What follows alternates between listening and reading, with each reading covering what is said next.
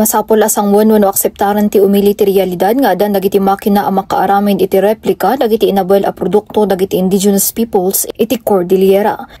Posible ang mapasamak ti mass production dagiti machine-made replicas dagiti Cordillera Fabrics sigon kani Department of Trade and Industry Cordillera Assistant Regional Director Attorney Samuel Gallardo. But then let me just share an experience from Thailand. Dun sa Thailand, kapag pumupunta ka sa souvenir shops doon, you will see two kinds of products that are very similar. The only difference being that one of the products was produced by machine. So they're both woven, they carry the same designs, but the artisanal value put into hand-woven products makes it cost a little more. So that's something that we can consider dito sa Pilipinas siguro kasi eventually there will come a time na yung mga makina na ginagamit abroad will be brought into the Philippines. Nobody will be able to stop that unless of course, yes, mass production.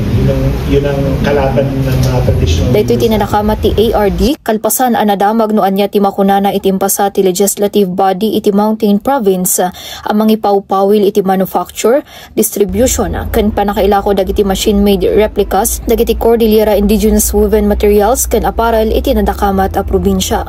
Kabayatan na may palagip nga imunan anakuna ni Attorney Roland Calde, Regional Director iti National Commission on Indigenous Peoples Cordillera, hapanggap ti ordinansa nga ipreserba ti tradisyonal awagas iti weaving. That was sponsored by our provincial IPMR. Make sure that the production use and of that machine use should be prohibited kasi look at it, actually we are having a very hard time enhancing, improving the traditional way of the weaving, but then came again the machine copies and the replicas.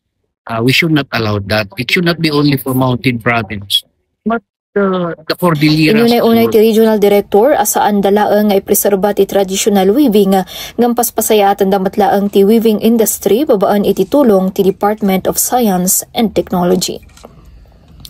Patrol number 9, Jen Zolipaiso para iti DZWT 540 Radyo Totoo.